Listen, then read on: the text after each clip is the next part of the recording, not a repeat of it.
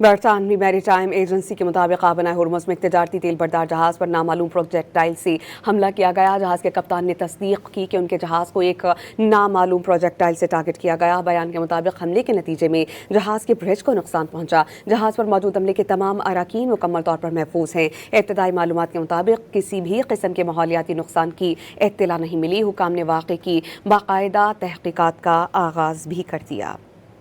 برطانوی میری time agency کے مطابق آبنہ ہرمز میں ایک تجارتی تیل بردار جہاز پر نامعلوم پروجیکٹائل سے حملہ کیا گیا۔ جہاز کے کپتان نے تصدیق کی کہ ان کے جہاز کو ایک نامعلوم پروجیکٹائل سے ٹارگٹ کیا گیا۔ بیان کے مطابق حملے کے نتیجے میں جہاز کے برج کو نقصان پہنچا۔ جہاز پر موجود عملے کے تمام اراکین مکمل طور پر محفوظ ہیں۔ ابتدائی معلومات کے مطابق کسی بھی قسم کے ماحولیاتی نقصان کی اطلاع نہیں ملی۔ حکام نے واقعے کی باقاعدہ تحقیقات کا آغاز بھی کر دیا۔